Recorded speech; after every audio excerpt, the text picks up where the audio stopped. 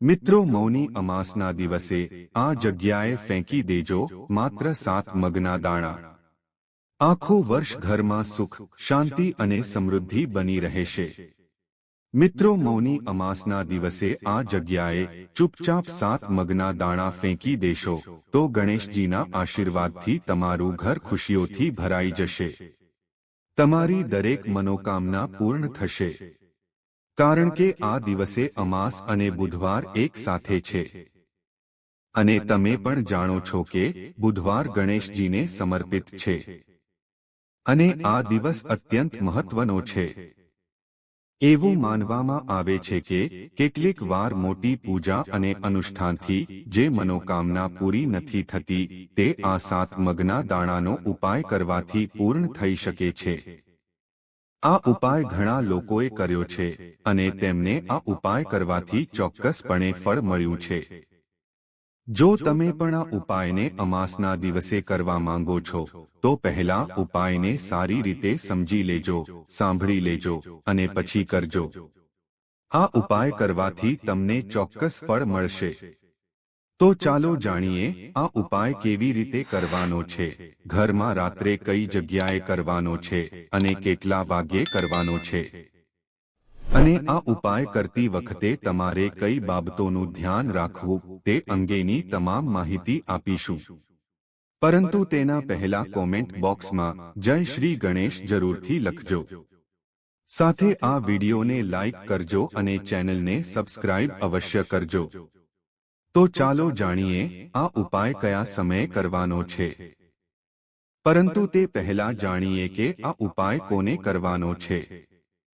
મિત્રો, સીધી વાત એ છે કે 7 મગના દાણાનો ઉપાય શા માટે કરવામાં આવે છે.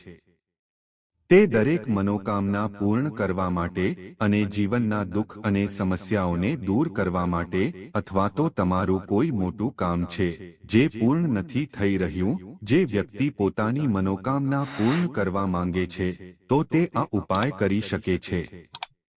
જો માતા અને બહેનોમાંથી કોઈ પોતાના ઘરની સુખ શાંતિ માટે અને ઘરમાં ધન સમૃદ્ધિ વધારવા માટે આ ઉપાય કરવા માંગે છે તો ઘરની મોટી માતા બહેનોએ ખાસ કરીને આ 7 મગના દાણાનો ઉપાય કરવો જોઈએ. કારણ કે માતાઓ અને બહેનો ઘરની લક્ષ્મી છે અને જ્યારે ઘરની લક્ષ્મી કોઈ ખાસ ઉપાય કરે છે તો તેનું પરિણામ ખૂબ જ ઝડપથી અને ખૂબ જ મોટા પ્રમાણમાં પ્રાપ્ત થાય છે. અન્યથા આ ઉપાય કોઈ પણ વ્યક્તિ કરી શકે છે, પછી ભલે તે વૃદ્ધ હોય, નાનો હોય કે બાળક હોય. જે વ્યક્તિ અમાસના દિવસે આ 7 મગના દાણાનો ઉપાય કરે છે તો તેને ઉપાયનું ફળ બહુ જ જલ્દી મળે છે. કારણ કે આ મૌની અમાસ બુધવારે છે જે ગણેશજીને સમર્પિત છે. તેથી ચાલો જાણીએ આ 7 મગના દાણાનો ઉપાય કેવી રીતે કરવાનો છે. પરંતુ તે પહેલા જાણીએ કે આ ઉપાય કયા સમયે કરવાનો છે. તો જુઓ, 7 મગના દાણાનો ઉપાય અમાસના દિવસે સાંજે પ્રદોષકાળના સમયે કરવાનો છે. હવે ઘણા લોકોના મનમાં એ પ્રશ્ન હશે કે આ પ્રદોષકાળનો સમય ક્યારે છે. તો ચાલો તમને જણાવી દઈએ કે પ્રદોષકાળનો સમય સાંજે 6 વાગ્યાથી 7 વાગ્યા સુધીનો હોય છે. જો તમે આ સમય દરમિયાન આ ઉપાય કરો છો તો તમને તે ઉપાયનું પરિણામ ચોક્કસ મળશે. તો સાંજે 6 થી 7 વાગ્યા સુધી આ 7 મગના દાણાનો આ ઉપાય કરી શકો છો. તો પણ હવે ઘણા લોકો આ પ્રશ્ન ચોક્કસ પૂછશે કે અમે નોકરીએ જઈએ છીએ, અમે કામ માટે બહાર જઈએ છીએ અને જો અમને આવવામાં મોડું થાય તો તે જગ્યાએ શું કરવું. તો જુઓ, એ લોકોએ પણ ચિંતા કરવાની કોઈ જરૂર નથી. જો તમને ઘરે આવવામાં મોડું થાય તો આ ઉપાય રાત્રે 7 કે 8 વાગ્યા સુધીમાં કરી શકો છો. કારણ કે અમાસ અને બુધવારનો દિવસ જે હોય છે આ દિવસ ભાગ્યે જ આવે છે અને તેથી જ જ્યારે પણ તમને સમય મળે ત્યારે તમારે ઉપાય કરવો જોઈએ. જો તમે કોઈ કાર્યમાં વારંવાર નિષ્ફળ જઈ રહ્યા છો અથવા આર્થિક નુકસાનનો સામનો કરી રહ્યા છો તો આ ખાસ ઉપાય અવશ્ય કરવો જોઈએ. મિત્રો, અમાસના દિવસે શક્ય હોય તો આ ઉપાયને સમય મર્યાદામાં કરો. પરંતુ જો કોઈ કારણસર તમે તે કરી શકતા નથી તો તમે તેને થોડું મોડું પણ કરી શકો છો. તમને તમારા ઉપાયના પરિણામો ચોક્કસપણે મળશે. જો કોઈ કારણે તમારા જીવનમાં ધન અને સમૃદ્ધિની સમસ્યા છે, જો તમે પૈસાને લઈને ખૂબ જ ચિંતિત છો, ઘણીવાર તમે ખૂબ મહેનત કરો છો, સખત મહેનત કરવા છતાં તમને તે કાર્યમાં સફળતા નથી મળતી, જો તમે કોઈ કાર્યમાં નિષ્ફળ જઈ રહ્યા છો અથવા આર્થિક નુકસાનનો સામનો કરી રહ્યા છો, તો અમાસના દિવસે આ ખાસ ઉપાય અવશ્ય કરવો જોઈએ. તો ચાલો જાણીએ આ ખાસ ઉપાય વિશે. પરંતુ તે પહેલા જો તમે ચેનલ પર નવા છો તો ચેનલને સબસ્ક્રાઇબ કરો અને વિડીયોને લાઇક કરજો. અને કોમેન્ટ બોક્સમાં જય શ્રી ગણેશ જરૂરથી લખજો.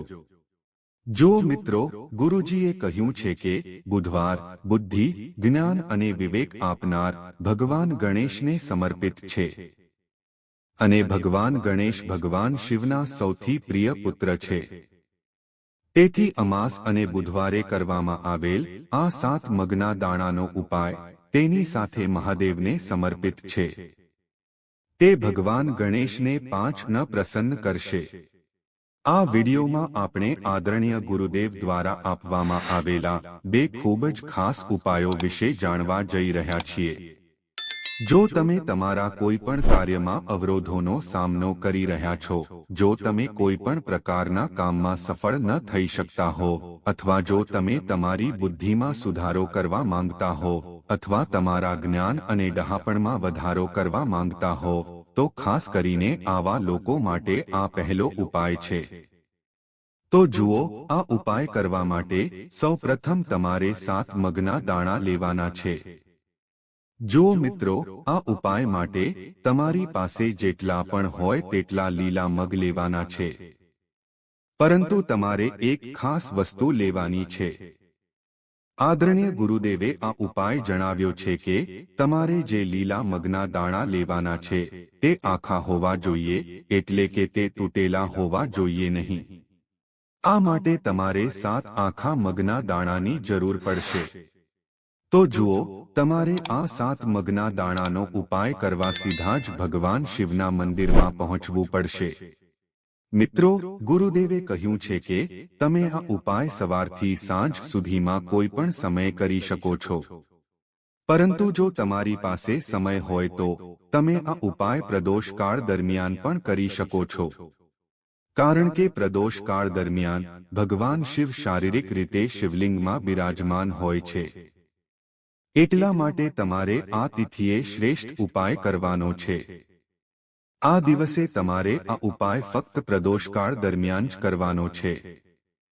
પરંતુ જો કોઈ કારણસર તમને સમય ન મળે તો તમે આ ઉપાય સવારથી સાંજ સુધી કોઈ પણ સમયે કરી શકો છો.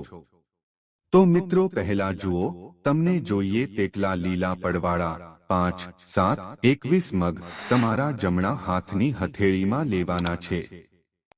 અને પછી તમારે આ લીલા મગને તમારી મુઠ્ઠીની અંદર બંધ કરવા પડશે. હવે જુઓ મિત્રો, મગના દાણાની મુઠ્ઠીને સૌપ્રથમ તેને શિવલિંગને સ્પર્શ કરાવવાની છે. મિત્રો, તમે બધા જાણો છો કે જ્યારે પણ આપણે શિવલિંગ પર કોઈ સામગ્રી ચઢાવીએ છીએ તો તેને શિવલિંગથી સ્પર્શ કરીએ છીએ. એટલે સૌપ્રથમ તે મુઠ્ઠીને શિવલિંગ પર સ્પર્શ કરાવો. મિત્રો, તે વખતે શિવ મહાપુરાણના મૂળ મંત્ર શ્રી શિવાય નમસ્તુભ્યમ અથવા ઓમ નમઃ શિવાયનો જાપ કરતા રહો. આ પછી તમારી જે પણ ઈચ્છા હોય, કોઈ પણ પ્રકારના કામમાં તમને અડચણો આવતી હોય, તમારા જીવનમાં ગમે તે રોગ હોય, તમારા જીવનમાં ચાલી રહ્યું છે, અથવા તમે જે પણ પ્રકારના કામમાં સફળતા મેળવવા માંગો છો, એટલે કે જો તમારી કોઈ પણ પ્રકારની ઈચ્છા હોય તે તમારે મહાદેવને જણાવવી પડશે. સાથે તમારે આ મંત્રનો જાપ કરવો પડશે. શ્રી શિવાય નમસ્તુભ્યમ આ મંત્રનો જાપ કરતી વખતે તમારે તમારી મુઠ્ઠી શિવલિંગ પરથી ઉતારવી પડશે. આ પછી તમારે આ લીલા મૂંગની મુઠ્ઠીથી મહાદેવના ચરણોને સ્પર્શ કરાવવાનો છે. ત્યાં તમારે આખા મગની મુઠ્ઠીનો સ્પર્શ કરવો પડશે. પછી તમારે શ્રી શિવાય નમસ્તુભ્યમ આ મંત્રનો જાપ કરવો પડશે અને તમે જે મંત્ર બોલ્યા હતા તે ફરીથી બોલવાનો છે, જે તમે શિવલિંગની સામે બોલ્યા હતા તે જ ઈચ્છા તમારે ત્યાં કહેવાની છે.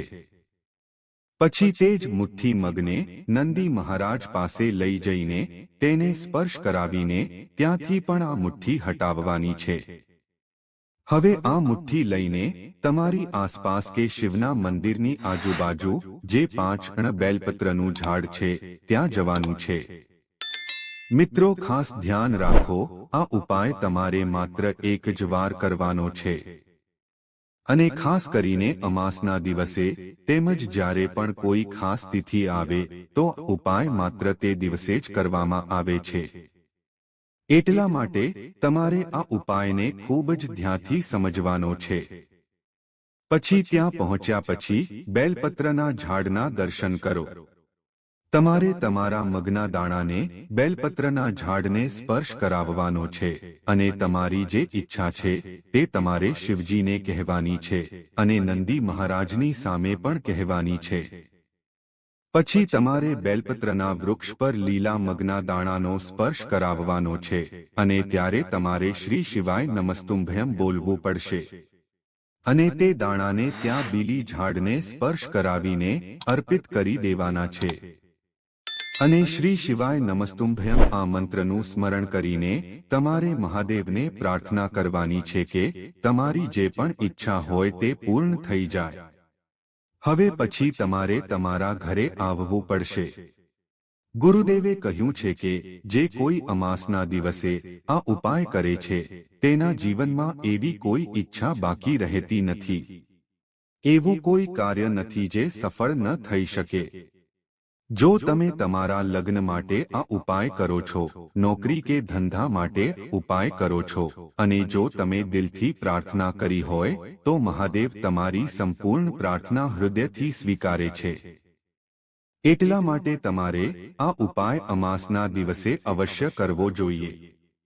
હવે મિત્રો, ચાલો જાણીએ ગુરુદેવ દ્વારા આપેલ અન્ય વિશેષ અને ચમત્કારી ઉપાય વિશે. ગુરુદેવે જણાવ્યું છે કે આ ઉપાયનો ઉપયોગ તમારી કોઈ પણ મનોકામના પૂર્ણ કરવા માટે કરવામાં આવે છે. આ ઉપાય કરવા માટે તમારે એક લોટનો દીવો તૈયાર કરવાનો છે અને તેમાં શુદ્ધ ઘી નાખીને તેને તૈયાર કરવાનો છે. પછી તમારે તેની સાથે એક લીલા આખા મગનો દાણો લેવાનો છે. હવે તમારે બંને વસ્તુઓ સાથે સીધા શિવજીના મંદિરે પહોંચવાનું છે. આ ઉપાય ખાસ કરીને તમારે પ્રદોષ કાળના સમયગાળા દરમિયાન જ સાંજના સમયે કરવાનો છે. પછી તમારી પાસે રહેલ આ લાંબી વાટનો દીવો કરીને તેનાથી તમારે ભગવાન ગણેશના સ્થાને એટલે કે શિવલિંગની સીધી બાજુએ કરવાનો છે. તમારે એક લાંબી વાટનો દીવો છે તેને ત્યાં સૌ પ્રથમ રાખવાનો છે. જુઓ, તમારે આ દીવો જ્યાં ભગવાન ગણેશ અને શિવલિંગ છે ત્યાંથી થોડો દૂર રાખવાનો છે અને તમારે તેને ત્યાં પ્રગટાવવાનો છે. હવે તમારી પાસે જે મગનો દાણો છે તે દીવો પ્રગટાવ્યા બાદ તે એક મગના દાણાને તમારે તેને દીવાની અંદર મૂકી દેવાનો છે. હવે તમે જે બાજુએ દીવો પ્રગટાવ્યો છે તે તરફ જુઓ, એટલે કે ભગવાન ગણેશની બાજુમાં તમે નજીકમાં જે દીવો પ્રગટાવ્યો છે તેની બાજુએ જ તમારે સામે બેસવાનું છે. અને દીવો પ્રગટાવતી વખતે તમારે ઓછામાં ઓછું 5 મિનિટ ત્યાં બેસવું પડશે. પછી તમારે આ મંત્ર શ્રી શિવાય નમસ્તુભ્યમનો 11 વાર જાપ કરવો પડશે. ગુરુજીએ કહ્યું છે કે દીપ પ્રગટાવીને શ્રી શિવાય નમસ્તુભ્યમ આ મંત્રનો જાપ કરીને તમારી ઈચ્છાની પૂર્તિ માટે તમારે મહાદેવને પ્રાર્થના કરવાની છે. જો લીલા મગના દાણાનો ઉપાય ભગવાન ગણેશને પણ પ્રસન્ન કરવા માટે છે. ગુરુદેવે કહ્યું છે કે લીલા મગનો ઉપાય કોઈ પણ પ્રકારની સમસ્યા દૂર કરશે. તેનાથી ઈચ્છાઓ ખૂબ જ ઝડપથી પૂરી થાય છે અને તમારે ઉપાય ફક્ત બુધવારે અમાસના દિવસે જ કરવાનો છે. આમ કરવાથી તમારી જે કંઈ પણ ઈચ્છા બાકી છે તે જલ્દીથી પૂર્ણ થઈ જશે. મિત્રો, હવે અમે જે ઉપાય બતાવવા જઈ રહ્યા છીએ તે તમારે અમાસના દિવસે ગણેશ મંદિરમાં જઈને જ કરવાના છે. મિત્રો, સૌ પ્રથમ જાણીએ ગણેશજીને પૂજામાં મુખ્ય કઈ વસ્તુઓ અર્પણ કરવી જોઈએ તે જાણવું પણ ખૂબ જ જરૂરી છે. તે વસ્તુ અર્પણ કરતી વખતે જ તેમાંથી અમુક વસ્તુ અલગ કરીને પાછી લેવાની થશે. તેથી વિડીયોને બિલકુલ પણ સ્કીપ ન કરતા. મિત્રો, ભગવાન શિવને પ્રસન્ન કરવા માટે ભગવાન શિવને બેલના પાન ચઢાવવામાં આવે છે.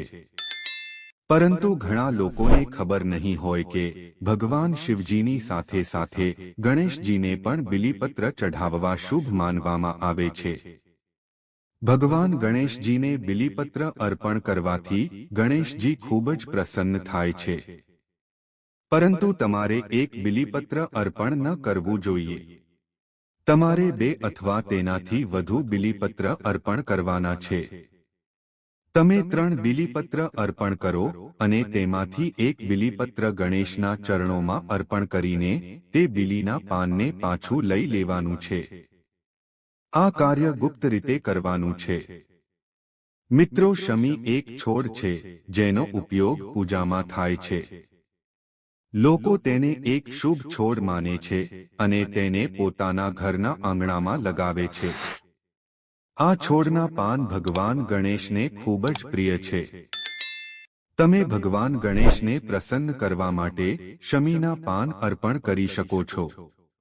તમને જણાવી દઈએ કે ભગવાન શ્રીરામે રાવણને યુદ્ધમાં હરાવવા માટે શમીના છોડની પૂજા પણ કરી હતી.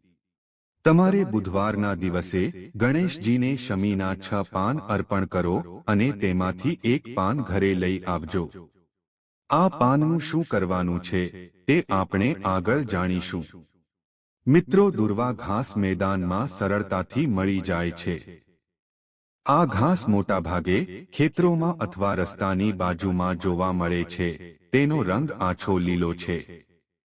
ભગવાન ગણેશને પ્રસન્ન કરવા માટે તમારે દરરોજ તેમને 5 દુર્વા ઘાસ અર્પણ કરવું જોઈએ.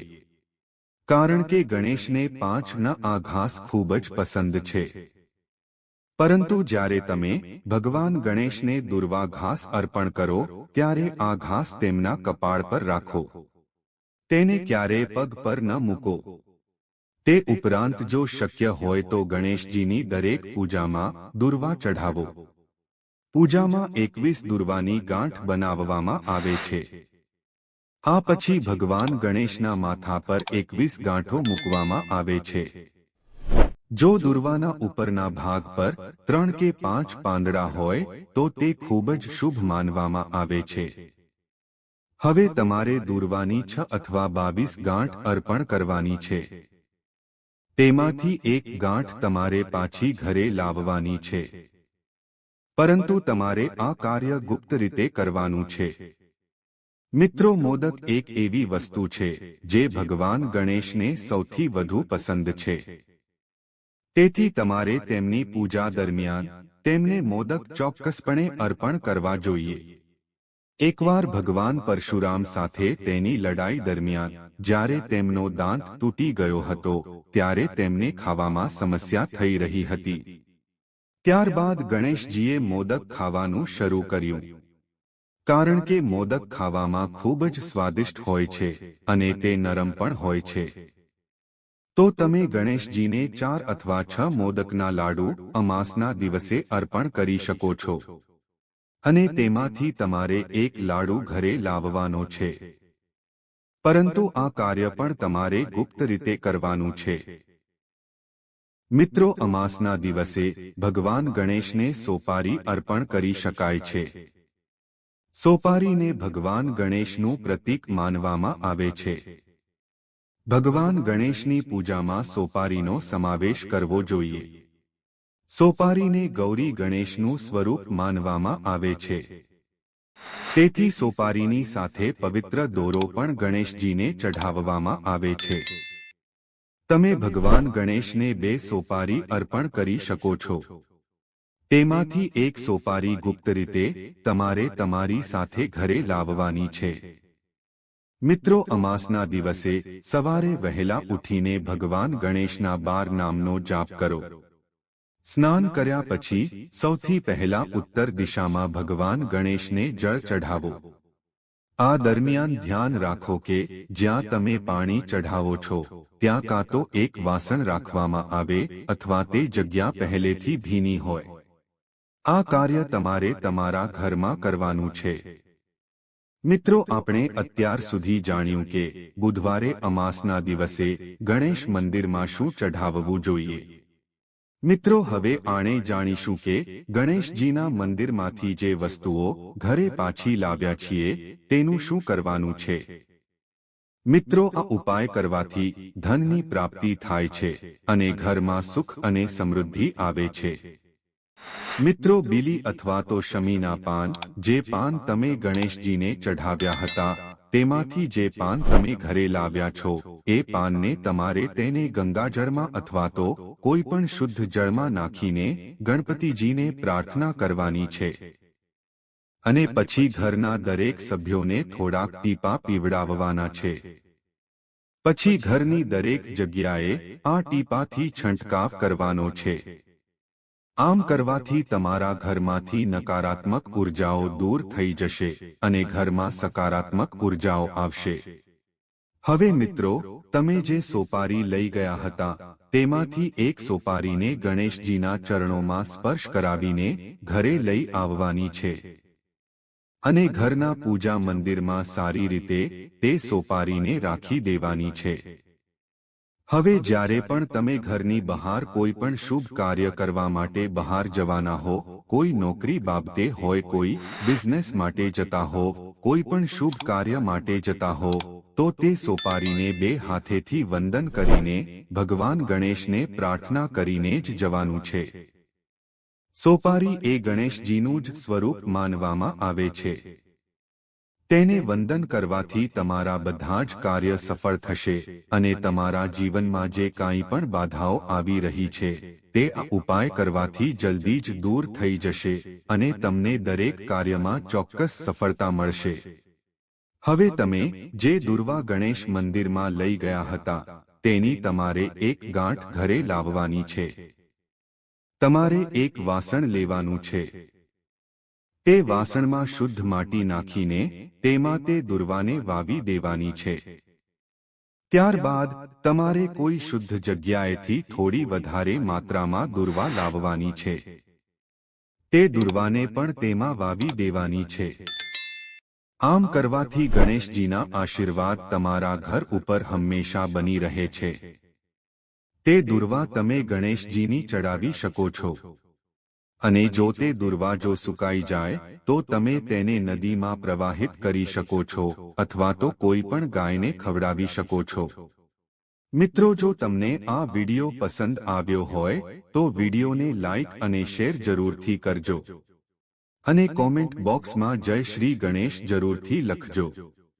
સાથે અમારી ચેનલને સબસ્ક્રાઇબ કરીને બાજુમાં આપેલા બેલ આઇકનને પ્રેસ કરી ઓલ ઉપર સેટ કરી દેજો, જેથી તમને નવા વિડિયોની નોટિફિકેશન તરત જ મળે.